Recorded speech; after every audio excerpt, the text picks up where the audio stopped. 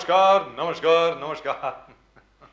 मेरा नाम है राजीव कुमार बजाज यानी RKB और मैं हूं इस वक्त एडवोकेट प्रदीप नाम्बियार जी के साथ। प्रदीप जी नमस्कार। नमस्कार सर, नमस्कार। आप सबको जय हिंद, जय महाराष्ट्र, जय भवानी, जय Shivaji, Vande Mataram. Vande Mataram. Pradeep ji, sorry, biggest news of the day, best news of the day, biggest news of the day. Supreme Court grants a stay Yes. to Rahul Gandhi. So the Congress is very relieved and the Congress is celebrating as though it's a victory, as if he's already won the case. Now do remember the case is still going on, all right? Case अभी तक sessions court में चल रहा है, लेकिन इस stay का मतलब ये है कि राहुल गांधी जी वापस पार्लियामेंट में जा सकते हैं अपनी वायनाड कॉन्स्टिट्यूएंसी को रिप्रेजेंट करने के लिए। अब it all depends on mister Om Birla when he decides to allow him to come. I don't think it should take too much of time, not this time, क्योंकि जो मालदीव्स वाला केस था उसमें अगर आपको याद होगा उन्होंने 10 दिन लिए थे। बट नाउ डिस्क्वालीफाई करने के लिए एक ही दिन में किया था जी। घर खाली करने के लिए तुरंत किया था। तो if they should delay, unreasonable delay is there, I mean, people are watching, sir. I mean, you can't go on doing certain things and expect that people are going to always trust you for what they have kept you out there. Absolutely, absolutely. So if there's an undue delay, then people are going to ask questions, and these questions will translate into anti-votes at some point. That's right, and it might be embarrassing. Yes, yes. For the ruling party, in case they actually decide to do that. And look at the way the Congress is celebrating. Man, this is really and truly wonderful. Of course, what we are about to discuss is not cause for celebration. जो अब हम लोग discuss करने जा रहे हैं, जिस विषय में बात करने जा रहे हैं, उसमें कोई सेलिब्रेशन नहीं है। इस वक्त हमारे साथ हैं मिलिंद कापड़े साहब। मिलिंद कापड़े साहब नमस्कार। जय हिंद, जय हिंद, जय महाराष्ट्र, जय भवानी, जय शिवाजी, वंदे मातरम। मिलिंद कापड़े साहब, यस सर। सर बहुत ही दुखद बात है, बहुत ही निंदनीय बात है और बहुत ही दिल दहला देने वाली बात है। एनसीसी कैडेट्स के ऊपर इस प्रकार से लोगों को पीटना लाठी लेकर के, मतलब ये क्या है? वो भाई साहब क्या प्रजापति जी क्या समझ रहे थे अपने आप को? जरा आप बताएं जरा इसके बारे में। What is going on here at this college? Sir please. देखिए सर, मैंने कल के एक न्यूज चैनल में, इलेक्ट्रॉनिक मीडिया के न्यूज चैनल में मैंने कल एक बाइट दिया था। मैंने उसमें कहा था कि ये जो दृश्य दिखाई दे रहा है, मारने का, मार पीटने का, ये केवल मुंबई, महाराष्ट्र और महाराष्ट्र तक सीमित नहीं है। ये भारत के हर एक कॉलेज में इस प्रकार का दृश्य आपको दिखाई देगा। और इस प्रकार का दृश्य यानी कहीं पर कम, कहीं पर ज्यादा, परंतु ये हैरेसमेंट या इस प्रकार का दृश्य आपको हर एक कॉलेज में दिखाई देगा। जहां तक कि मेरा स्वयं का जो प्रश्न है, हम लोग भी कॉलेज में थे, हम लोगों को भी इस प्रकार का जब कृत्य हुआ था हम पर, तो हम लोगों ने धीरे धीरे करके उसको डाइल्यूट करना शुरू किया था। एनसीसी 3 साल का होता है, 3 साल के बाद जब हम लोग एक्स कैडेट बन जाते हैं, हम लोग एक्स कैडेट बनने के बाद मैंने एक NCC x cadet association form किया और वो आज ऑल ओवर इंडिया में रन कर। और हम लोगों का काम केवल एक्स कैडेट एसोसिएशन का यही है कि प्रेजेंट कैडेट्स को किस प्रकार की दुविधा हो रही है, किस प्रकार का संकटों का सामना वो कर रहे हैं, इसको डाइल्यूट करना, इसके ऊपर काम करना और इसको मदद करना। तो प्रजापति का कल जो इंसिडेंट हुआ, वो एक सीनियर इंस्ट्रक्टर था, आज उसके ऊपर एफआईआर लिया गया। आज जो 10 लोग जिनको वो मारहान हुई थी, जिसको वो मारपीट हुई थी, उनका स्टेटमेंट भी रिकॉर्ड कर दिया गया लोकल पुलिस स्टेशन। आश्चर्य की बात राजीव जी, प्रदीप जी, आश्चर्य की बात मुझे आज इस एक विषय पर इस प्रकार की लगी कि वहां पर कुछ पॉलिटिकल पार्टीज वहां पर आंदोलन कर रहे थे, वहां पर मोर्चा लेकर गए। निश्चित यदि प्रजापति जैसे इंस्ट्रक्टर ने किसी भी प्रकार का गुनाह किया है, तो वो दंडनीय है, वो दंडनीय अपराध है, वो निंदनीय है। मैं उसका समर्थन नहीं करता, मैं उसकी निंदा करता हूं। परंतु वो जो मोर्चा लेकर गए थे, वो जो पॉलिटिकल पार्टी वहां पर मोर्चा लेकर गए थे, उनमें से कुछ लोग ये घोषणा लगा रहे थे, बंद करो एनसीसी यूनिट बंद करो, एनसीसी यूनिट बंद करो। अरे एनसीसी यूनिट ये देशभक्तों का यूनिट है, देशभक्तों की फैक्ट्री है, वो देशभक्तों की प्रोडक्शन फैक्ट्री है। वो एनसीसी यूनिट बंद करो, केवल केवल एक लड़का, एक इंस्ट्रक्टर, वो अगर अमानवीय हरकत करता है, उसके कारण आप पूरे एनसीसी कैडेट्स को दोषी ठहराओगे? भारत में चलने वाले एक डिसिप्लिन ऑर्गेनाइजेशन को दोषी ठहराओगे? ये कतई कतई ये बहुत ही सीरियस गंभीर आरोप है। यदि प्रजापति जैसे व्यक्ति के ऊपर यदि एफआईआर लिया गया तो मेरी सरकार से ये दरख्वास्त है, जो भी आंदोलन करता ये चिल्ला रहा है कि एनसीसी यूनिट बंद करो, उनके ऊपर भी एफआईआर दर्ज होनी चाहिए। लेकिन मिलिंद कांबड़े साहब, ये एनसीसी जो है नेशनल कैडेट को, ये बनाई गई थी चीन के हमले के बाद 1962 में। उसके बाद ये तय हुआ कि भारत के जितने भी बच्चे हैं, लड़कियां हों लड़के हों, सबको आर्म्स ट्रेनिंग दी जाए, सबको कुछ जंग की ट्रेनिंग दी जाए, वगैरह वगैरह वगैरह। लेकिन एनसीसी में इस प्रकार की जघन्य पनिशमेंट, मतलब ये क्या है? मेरी समझ के बाहर है, मुझे जरा समझाया जाए, ये क्या मान सकता है? क्या मतलब एक छोटी सी बात मिलिंद कांबड़े जी, आजकल एनडीए की जो ट्रेनिंग होती है ना, उसमें भी ऐसे कोई नहीं करता है। उसमें भी क्या पनिशमेंट क्या होती है?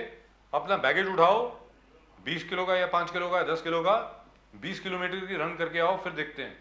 ऐसा होता है, कोई मारता नहीं है किसी को सर। बिल्कुल सही बात है सर। ये मारपीट का जो फैशन हुआ है, या मारपीट का जो भी ट्रेंड चल रहा है, ये बिल्कुल गलत है। एनसीसी में हम लोगों ने भी पनिशमेंट खाई है, पर वो पनिशमेंट एंजॉयबल थी। उस पनिशमेंट से हम लोग एंजॉय करते थे। हम लोग परेड के बाद हम लोग ये बोलते थे कि हमारे कलीग में आपस में हम लोगों की चर्चा होती थी, अरे आज साला, आज वो सीनियर ने आज रगड़ा दिया यार, आज तो 4 चपाती ज्यादा खाऊंगा, माँ के हाथ की 4 चपाती ज्यादा खाऊंगा और आज बहुत नींद आएगी। इस प्रकार का एंजॉयमेंट था हम लोगों का।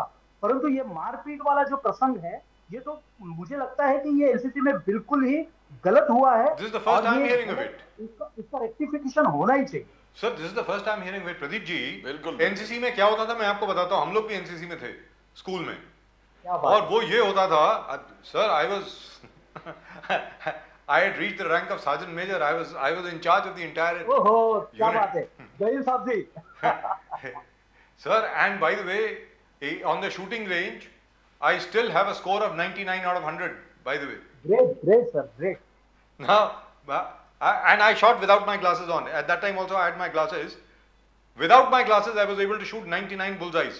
लेकिन क्या बात है। लेकिन वो अलग बात है सर। जब पनिशमेंट मिलती थी, क्या पनिशमेंट होती थी हमारे लिए, मैं आपको बताता हूं। 10 पुशअप की जगह पर तुम्हें 50 पुशअप करने पड़ेंगे। बिल्कुल स्कूल का जो राउंड है, एक राउंड जो होता था वो 1 माइल का था, 1600 मीटर्स था। वो एक किलोमीटर जो है, वो 1 माइल जो है 1600 मीटर जो है, उसके 10 राउंड लीजिए, फिर आइए, ठीक है। बाकी सबको ब्रेकफास्ट मिल रहा है, तुम्हें कुछ नहीं मिलेगा खाने को। इस किस्म की चीज होती थी। या परेड के बाद, परेड हो गई है, आप फिर भी परेड करते रहेंगे till you get it right, ठीक है साहब। 2-3 घंटा, 3 घंटा, 3 घंटा 4 घंटा धूप में, बिल्कुल। दिल्ली की कड़ाके की धूप में आपकी ऐसी की तैसी कर देते थे। लेकिन जैसा आपने बोला, उसमें मजा आता था सर। उसमें ये लगता था हाँ कुछ हो रहा है, that we are doing something really great.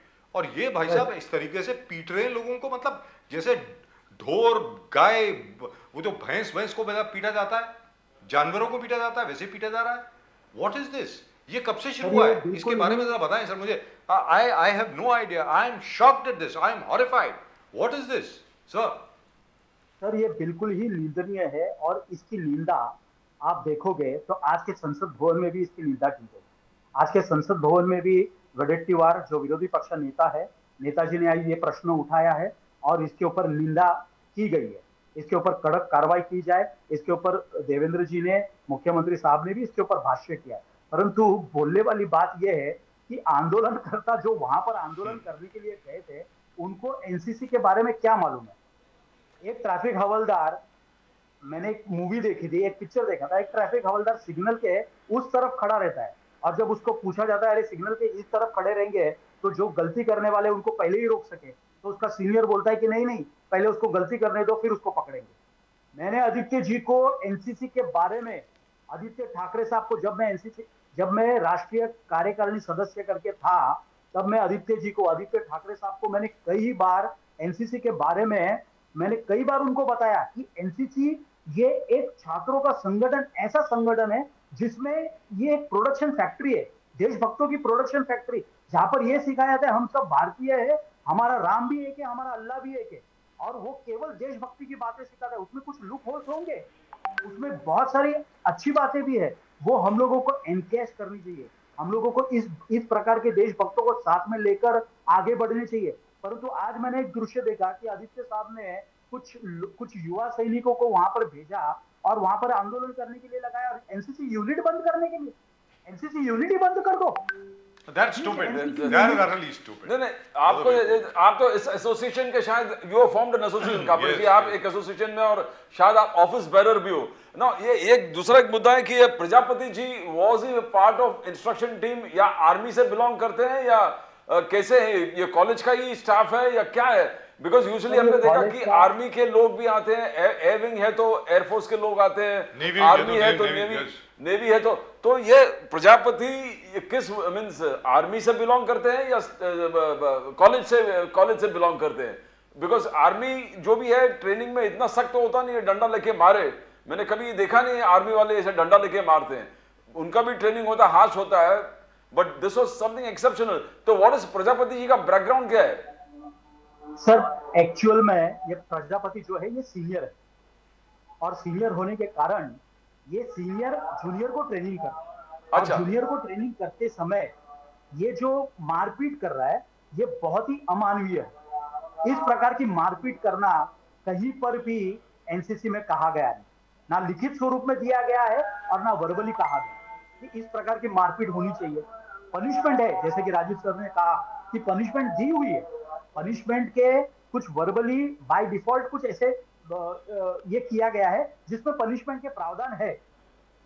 परंतु इस प्रकार की अमानवीय हरकत जो प्रजापति ने की है उसकी शिक्षा उसको मिली है और उसको वहां पर एफआईआर उसके नाम पर दर्ज हुआ है। आपने देखा होगा कि सुचित्रा नाइक मैडम को भी घेरने की कोशिश की गई। सुचित्रा नाइक मैडम ने एक बहुत ही अच्छा स्टेटमेंट किया कि पिछले 40 वर्ष से, गत 40 वर्षों से जोशी बेडेकर कॉलेज यहाँ पर एनसीसी यूनिट है, और एनसीसी यूनिट में मैं ये पूरे विश्वास के साथ कहना चाहता हूँ कि 40 वर्षों में उस कॉलेज ने, उस एनसीसी यूनिट ने कई पुलिस ऑफिसर्स दिए होंगे, कई मंत्री संतरी दिए होंगे, कई लीडर्स दिए होंगे, कई ऐसे हीरे दिए होंगे जो आज समाज में बहुत ही अच्छा काम कर रहे हैं। परंतु एक प्रजापति की वजह से उस कॉलेज को बदनाम किया जाए, ये कतई ये उचित नहीं। नहीं वो नहीं है। We are trying to understand. Number 2 आपने जो बोले कि युवा सेना के यूनिट जहां का बोलते हैं कि एनसीसी बंद करो, दैट शोज यू नो कि ट्रेनिंग लेना जरूरी है। हर नेता को भी एक्चुअली ट्रेनिंग लेना जरूरी है और बडिंग पॉलिटिशियन को भी ट्रेनिंग लेना। एनसीसी एब्सोल्युटली कंपल्सरी होना चाहिए। और जो लोग ये दुख की बात है कि पॉलिटिशियन बिना एनसीसी ट्रेनिंग, हम लोग भी सोचते हैं कि everybody has to undergo NCC training, and basic है कि देश सेवा, जैसा आपने कहा, देश के प्रति वफादारी, लॉयल्टी, इंटीग्रिटी, डिसिप्लिन, अपने निजी जिंदगी में डिसिप्लिन। आप कैंप के लिए जाते हो, अपना खुद का टेंट बांधते हो, आप तरह तरह के एक्सरसाइजेस कैंप में करते हो। कैंप में मींस सवेरे 6 बजे उठ के भागना होता है एवरी डे, फिर वो डिसिप्लिन तरीके से आके लंच डिनर वो ब्रेकफास्ट करना। आपका हर जिंदगी का हर चीज को डिसिप्लिन एक तरीके से लेके आता है। मार्च पास्ट परेड, 26 जब भी इंडिपेंडेंस डे, रिपब्लिक डे का ट्रेनिंग, तो एक उसमें एक बहुत आनंद वाली चीज है, बहुत सुकून वाली चीज है। बट यह चीज दर्शाता है कि हमारे जितने पॉलिटिशियन है ये कंपल्सरी होना चाहिए कि एनसीसी का ट्रेनिंग इनसे भी लिया जा जाए। बिकॉज ऐसे बेवकूफी करेंगे नहीं कि एनसीसी का आप इंस्टीट्यूट ही बंद कर दो, एनसीसी का पूरा चीज यूनिटी बंद कर दो। That is stupid. That is utterly stupid. But what I can't understand is, Pradeep ji, Milind जी जरा क्लैरिफाई करें। आपने कहा ये सीनियर है, ये कॉलेज में सीनियर है या एनसीसी में सीनियर है? ये प्रजापति जो है ये कॉलेज के एनसीसी यूनिट में सीनियर है। Okay, but is he a student of the college और is he a lecturer in the college? Is he employed by the college? यदि आप स्टूडेंट होते हो तभी आप एनसीसी ज्वाइन कर सकते हो, और तभी आप फर्स्ट ईयर, सेकेंड ईयर, और जब आप थर्ड ईयर में जाते हो तब आप सीनियर हो जाते हो। So he is a third year student?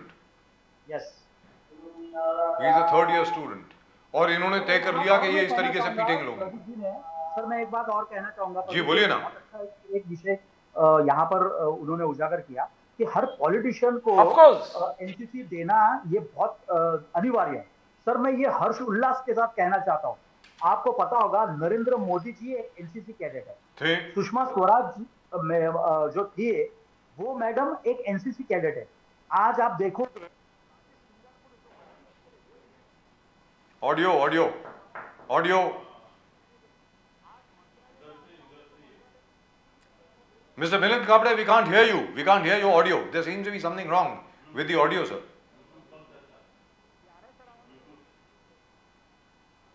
उनसे बोलिए। Can you help Mr. Milind Kapde, please? I think there seems to be something wrong with the mic. अभी आ रहा है? अभी आ रहा है। हाँ, बोलिए सर। पॉलिटिशियन जो आप जिक्र कर रहे हैं, पॉलिटिशियन को कंपलसरी 3 साल आप जो जिक्र, हाँ बोलिए। मैं ये कहना चाहता हूँ, अभी मेरी आवाज आ रही है? आ रही है। थोड़ा फिर थोड़ा दिमाग, हाँ। हर्षोल्लास के साथ ये कहना चाहता हूँ कि सर नरेंद्र मोदी जी जो हमारे देश के प्रधानमंत्री है वो एक एनसीसी कैडेट है। माननीय सुषमा स्वराज जी वो एक एनसीसी कैडेट थी। आज कई मंत्रालय में आप जाओगे तो कई एनसीसी कैडेट पूरी भरमार पड़ी है मंत्रालय में। आप कहीं पर भी कोई भी डिपार्टमेंट में जाओ आज एनसीसी कैडेट वहां पर आपको मिलेगा। आप कोई भी पुलिस स्टेशन में जाओ, आप मुंबई के कोई भी पुलिस स्टेशन में जाओ, आपको कीमान 1 या 2 एनसीसी कैडेट वहां पर पुलिस स्टेशन में मिलेंगे ही मिलेंगे। तो मैं ये कहना चाहता हूं कि एनसीसी को बदनाम ना करें, संभ्रम। Again the audio is gone. Again the audio is gone, sir. Milind जी, आपका ऑडियो आ रहा है जा रहा है, जरा देखें, please. But I think this is absolutely crazy. I mean, what is happening over here? This guy had no business. Maybe he's watched too many Hollywood films. Maybe he's watched too many of these Nana Patekar type films. No, sir, even the worst of army trainings also. But he's not from the army. He's just a senior in college. He's just in the final year. Senior in college, but what is he trying to ape? He must be trying to copy something. That's right. That's fully. I don't think any army training gives you a patting on the back the way it is. No one. आपको tough होना चाहिए. I mean, they teach you to make tough. They teach you to be out in the sun doing parade. You do the exercises, building tents, firing. Taking to the fire station. Force marches. Yes. Going up the hill and coming down. Everything. Mountaineering, mountain climbing. All of it is rafting. Across the river, climbing hills. Everything is taught, but that makes you tough. Now beating you behind the back. Beating you on your backside is not part of the army training. It's never. And what are we trying to achieve by that? And what? It's stupid. It's stupid. I mean, and second it is thing, stupid, inhumane, and rightfully speaking, this guy should be. He should be in the lockup. सरकार को एक policy लाना पड़ेगा कि every politician will have to join NCC. Sir, as our old friend, the late Lieutenant General Hoon used to say, बिल्कुल sir. all Indians after they pass out of school must do at least 2 years in the army. Compulsorily 2 साल आपको फौज में बिताने चाहिए ताकि आपको मालूम पड़े कि असल में देश की सुरक्षा में क्या होता है. What does protecting the country entail? If for 2 years you have gone into army training, or if you have gone into any of the armed forces, you will know what it is like to defend the country. Especially politicians. जी मिलिंद कापड़े जी, सब politicians को NCC में तो जाना ही चाहिए. हमारे बड़े अच्छे मित्र हुआ करते थे, जनरल हून, who by the way was the man responsible for conquering Siachen way back in 83-84. वो ये कहा करते थे, वो तो एक कदम आगे गए थे. उनका जितने भी लोग हैं भारत के यंग लोग जितने भी हैं, उनको 2 साल के लिए फौज में होना चाहिए. 2 साल के लिए स्कूल पास करने के बाद for 2 years they must go into the army. अब फौज में जाए या ना जाए, एटलीस्ट एनसीसी में तो होना ही चाहिए. एटलीस्ट पॉलिटिशियन को तो होना चाहिए. मिलिंद जी सर, मुझे ये बड़े हर्ष उल्लास के साथ ये कहना चाहता हूं मैं. मेरा आवाज आ रहा है? आ रही है, बिल्कुल आ रही है. सर, मैं ये हर्ष उल्लास के साथ कहना चाहता हूं कि हमारे देश के प्रधानमंत्री हमारे देश के प्रधानमंत्री नरेंद्र मोदी जी ये एक एनसीसी कैडेट है. जी है. माननीय सुषमा स्वराज जी ये एक एनसीसी कैडेट थी. जी.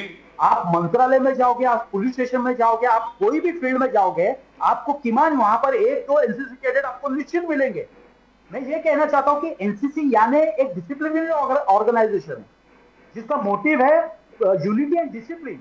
और जब ये एनसीसी के फैक्ट्री से जब एक कैडेट निकलता है तो वो देशभक्ति के साथ साथ एक अच्छा सिटीजन भी होता है, एक अच्छा नागरिक भी होता है. तो आप एनसीसी को बदनाम मत कीजिए.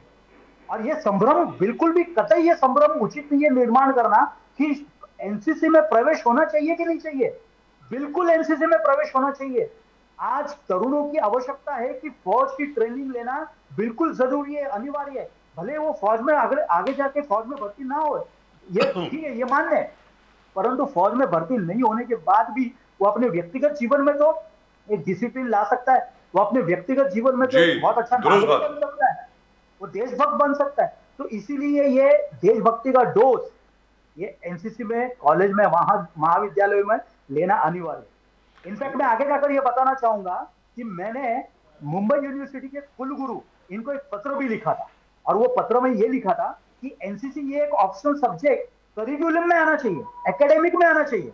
जी। जो आज आज करिकुलम के बाहर है वो करिकुलम में आना चाहिए। आज एक स्टूडेंट इतना जज्बा रखता है देशभक्ति का, वो आपके 1000-1200 रुपया जो पूरे साल के बाद मिलता है, और वो आपके 10 मार्क जो आपको एकेडमिक में दिया गया, उसके कारण वो एनसीसी ज्वाइन नहीं करता है। वो ज्वाइन करता है अपनी देशभक्ति के कारण, वो ज्वाइन करता है कि उसे डिफेंस फोर्स में जाना है, वो ज्वाइन करता है उसे पुलिस फोर्स में जाना है, वो ज्वाइन करता है क्योंकि उसको देश की रक्षा करनी है, इसलिए वो ज्वाइन करता है। तो ये भी तो देखना चाहिए। एक कोई तो प्रजापति या ये भारत में, मैं बोलता हूं ना, ये पूरे कॉलेज में इस प्रकार का ये वातावरण है, तो ये धीरे धीरे डाइल्यूट होगा। परंतु ये उचित नहीं है कि एनसीसी बंद किया जाए। उल्टा इन लोगों ने, पॉलिटिशियंस लोगों ने ये कहना चाहिए कि एनसीसी को प्रावधान दिया जाए, एनसीसी को जो आज फंड मिल रहा है उसमें बढ़ोतरी करके फंड दिया जाए, एनसीसी के जो एएनओस है उनको प्रॉपर अच्छी तरीके से ट्रेन किया जाए, ताकि वो अपने अपने कॉलेज में जाकर एनसीसी कैडेट को अच्छे से ट्रेन करें। इस प्रकार का वातावरण निर्माण करना चाहिए। तो ये एनसीसी बंद कर दो, हमारा ये नारा है एनसीसी को ताला लगा दो, सर ये कहीं तो रुकना चाहिए, ये कहीं तो रुकना। ये जितने भी आंदोलन करता है ना, इनको अगर 4 बातें एनसीसी की अगर पूछ लूं ना, तो एक नहीं बता पाएंगे, एक उसमें से प्रश्न का उत्तर नहीं दे पाएंगे। परेड के बारे में तो सुना होगा कई लोगों ने, परंतु अगर मैं एक प्रश्न पूछ लूं कि कंबल परेड क्या होता है, तो वो केवल एनसीसी का बंदा ही बता पाएगा कि कंबल परेड क्या होती है। सर एनसीसी का फुल फॉर्म नहीं बता पाएगा। सर एनसीसी का फुल फॉर्म क्या होता है वो भी याद नहीं होगा, वो नहीं बता पाएगा। अभी हर कैडेट जो है एवरी संडे अपना डिवोट करता है ट्रेनिंग के लिए। सवेरे 6 बजे जो भी आना है, कॉलेज के कंपाउंड में आ गए, परेड कर लिया, एक्सरसाइज कर लिया, कुछ कई बुक से भी सीखना पड़ता है, कई फिजिकल उनका एक्सरसाइजेस भी होता है। They do it as you said, most importantly वो इसलिए नहीं करता कि 10 मार्क उसको मिलता है, वो इसलिए करता है कि अंदर से वो जुनून है कि देशभक्त, we are doing something for the nation, we are training ourselves something for the nation. और हमने देखा बहुत सारे कॉर्पोरेट्स भी ऐसे लोगों को प्रेफरेंस देते हैं काम और एम्प्लॉयमेंट में जो एनसीसी के ट्रेनिंग लेके आता है, बिकॉज दे बिलीव दैट एक सिस्टम सीख के आता है। तो ये बहुत जबरदस्त। बट आपके एसोसिएशन के माध्यम से भी आपको कुछ करना पड़ेगा कि ये जो इन्होंने किया प्रजापति ने, ऐसे लोगों को कैसे बाहर निकाल के उस सिस्टम को शुद्ध करना। कोई भी नहीं चाहेगा कि अपने बच्चे वहां पर जाएं और इस प्रकार से मार खाएं, वो भी एक वॉलंटरी सेवा के लिए। ये वॉलंटरी सेवा है, आप उसको पानी में डाल के ऐसे लाठी से मार रहे हो कि वो तो आई मीन ये आपका एसोसिएशन, ये आपने बहुत जबरदस्त काम किया है। आपने कापड़े साहब ने अपने एसोसिएशन बनाया। I like it the way you are doing, because you somebody has to. ये भी एक देशभक्त का एक उत्तम उदाहरण है कि आपने association. What is your association also doing for this kind of activities, Kapde Sahab? Sir, once the student, the cadet, once in a uniform, he is always in a uniform. Of course. ये हमारा एक ब्रीद वाक्य है। बिल्कुल। एक बार हमने अपने आप को सिविलियंस नहीं मानते, हम लोग अपने आप को एक डिफेंस के एक कैडेट मानते, second line of the defence, ऐसा कहीं पर बोला गया था। दूसरी बात मैं ये कहना चाहूंगा सर, एक छोटा सा प्रसंग मैं बताना चाहता हूँ। एमएलए यशोमती ठाकुर, ये हमारी एक मैडम कैबिनेट मिनिस्टर थी, और जब हम उनसे मिलने के लिए गए थे, तो जब मिलने के पहले उनके एक ओएसडी हमसे मिले थे, और ओएसडी मिलने के बाद हम लोगों ने उनको कहा कि ये जो अभिनंदन जी पर जो इस प्रकार का जो वातावरण निर्माण हुआ है, और भी देश में बहुत सारे वातावरण निर्माण हुए हैं, तो हम चाहते हैं कि हम बॉर्डर पे जाके लड़ाई कर दें, बॉर्डर पे जाके कुछ तो अच्छा काम करें। बॉर्डर पे अगर हम लड़ाई नहीं कर सकते, तो कम से कम हम लोग जो आर्मी है, जो आर्म फोर्स है, इन्फेंट्री फोर्स जो लड़ रही है, उनको हम लोग सपोर्ट करके हम लोग एनसीसी वाले खड़े रहे। तो वो ओएसडी जाकर यशोमती ठाकुर मैडम को बताता है ये बात कि अरे कुछ एनसीसी कैडेट्स आए हुए हैं, और वो एनसीसी कैडेट्स बोल रहे हैं कि हम लोग देश की सेवा करना चाहते हैं, और अगर जरूरत पड़े तो हम लोग बॉर्डर पे जाके ये लोग लड़ाई करेंगे। तो यशोमती ठाकुर बोलती है वो झूठ नहीं बोल रहे। तो ओएसडी चमक गया थोड़ा सा, ओएसडी बोल रहे हैं कि मैडम आपको कैसे मालूम वो झूठ नहीं बोल रहे? तो बोले आपने बोला ना वो एनसीसी कैडेट है, तो मैं भी एक एनसीसी कैडेट हूँ। वाह क्या तो बात बोलने का तात्पर्य ये है कि जी। एनसीसी कैडेट मरने मारने के लिए तैयार हो जाएगा यदि देश के बारे में कोई प्रसंग खड़ा होता है। ये जज्बा एनसीसी कैडेट में होता है। लेकिन मिलिंद काबड़े और साहब ये मैं तो ये बताएं, मैं ये कहना चाहता हूं कि एनसीसी कैडेट जब ट्रेनिंग लेकर 3 साल की जब वो बाहर आता है तो एक्स कैडेट बन जाता है, बट उसके अंदर का जो उसको डोज कॉलेज के महाविद्यालय के समय जो उसको एनसीसी का डोज दिया, देशभक्ति का डोज दिया हुआ होता है, वो असर कम नहीं होता है। वो कहीं ना चुप नहीं बैठेगा, वो कहीं ना कहीं जाके देश की सेवा निश्चित करेगा। वो पुलिस में चला जाएगा, वो डिफेंस फोर्स में चला जाएगा, वो सिक्योरिटी में चला जाएगा, वो जेट एयरवेज में चला जाएगा, वो ये एयरवेज में सिक्योरिटी में चला जाएगा, देशभक्ति का ही काम करेगा। लेकिन मिलिंद काबड़े साहब यहाँ पर आपको जैसा प्रदीप जी बता रहे हैं, आपके जवाब में शायद आप वो जरा धूमिल हो गया थोड़ा सा कि अब आपको बहुत अच्छे तरीके से हमको भी सब लोगों को एनसीसी के बारे में अच्छे तरीके से सबको बताना पड़ेगा, because parents will now be very reluctant to send their children. Yes. ये देखने के बाद माँ बाप कहेंगे कि यार यहाँ तो ऐसे मारते हैं, आप लोग मत जाइए, अपने बच्चों को एनसीसी में भेजेगा नहीं। बिल्कुल। उसके बारे में क्या करने वाले हैं हम लोग? और कुछ करना चाहिए हमें। आपके एसोसिएशन इसलिए पूछ रहा हूं बिकॉज आपके एसोसिएशन के माध्यम से बहुत कुछ कर सकते हैं। जी बताएं। Sir, NCC x cadet association ये हम लोगों ने 2009 में रजिस्टर करवाया और आज तक उस पर काम कर रहे हैं। फिर वो ब्लड डोनेशन कैंप हो, वो ट्री प्लांटेशन कैंप हो, वो अभिनंदन जी जैसे जो व्यक्ति एयरफोर्स के कमांडेंट थे, हमारे कमांडर विंग कमांडर अभिनंदन जी, उनके समर्थन में खड़ा होना, देशभक्तों के समर्थन में खड़ा होना और अन्य अन्य तरीकों से इस देश की किस प्रकार से सेवा की जाए, देशभक्ति कैसे समर्पित की जाए, ऐसा कार्य हमारे एनसीसी एक्स कैडेट एसोसिएशन कर रहा है। मैंने जब ये देखा कि एनसीसी कैडेट जब अपने 3 साल कॉलेज में डोज लेने के बाद, देशभक्ति का डोज लेने के बाद, डिसिप्लिन का डोज लेने के बाद, वो एक यूनिटी का डोज लेने के बाद जब वो कॉलेज से बाहर निकलता है, 3 साल जब उसकी ट्रेनिंग पूर्ण हो जाती है, तो वो अन्य अन्य जगहों पर काम करने लग जाता है। जब वो अन्य अन्य जगह पर काम करने लग जाता है, इन सारे लोगों को एकत्रित करना, एक छत के नीचे लाना और प्रेजेंट एनसीसी वालों को क्या संकटों का सामना करना पड़ रहा है, उन लोगों को क्या किस चीज की आवश्यकता है, वो प्रोवाइड करना, ये हमारा एसोसिएशन का काम है। सर, जैसे कि एक उदाहरण मैं कहना चाहूंगा कि आईवाई कॉलेज में एक उत्तम दर्जे का फायरिंग रेंज, ऑब्स्टेकल ग्राउंड हम लोगों ने एमएलए वहां के रविंद्र वाइकर साहब, उनके माध्यम से वहां पर प्रस्तावित किया और बहुत अच्छा ऑब्स्टेकल ग्राउंड और बहुत अच्छा उत्तम दर्जे का हम लोगों ने फायरिंग रेंज वहां पर स्थापित किया। जबकि सबरमन में इस बाजू हम लोगों को ऑब्स्टेकल ग्राउंड एनसीसी कैडेट्स के लिए, प्रेजेंट कैडेट्स के लिए नहीं था। ऐसे अनगिनत कार्य हम लोगों ने एनसीसी के एक्स कैडेट एसोसिएशन के माध्यम से हम लोगों ने करने की कोशिश की और वो यशस्वी रीत्या उसको हम लोगों ने निभाई है। लेकिन अब क्या, ये तो बताएं इसके एकदम फौरन बाद इस चैनल के माध्यम से मैं पूरे भारत के पेरेंट्स को, पूरे भारत के सभी व्यक्ति को, पॉलिटिशियंस को, जो भी लोग इस चैनल को सुन रहे हैं, देख रहे हैं, इन सभी से मैं दरख्वास्त करूंगा, एनसीसी नेशनल कैडेट कोर ये एक डिसिप्लिनरी ऑर्गेनाइजेशन है और ये बहुत अच्छी ऑर्गेनाइजेशन है जिसमें सरकार की ओर से एनसीसी कैडेट को, एक स्टूडेंट को बहुत ही अच्छी ट्रेनिंग दी जाती है, प्रशिक्षण दिया जाता है, वो अपने व्यक्तिगत जीवन में किस प्रकार से खड़ा हो जाए, वो एक ग्राउंड पर किस प्रकार से खड़ा हो जाए, वो पुलिस फोर्स, आर्म फोर्स किस प्रकार, डिफेंस फोर्स किस प्रकार से वो ज्वाइन करे, ये सारे चीजों का प्रशिक्षण दिया जाता है।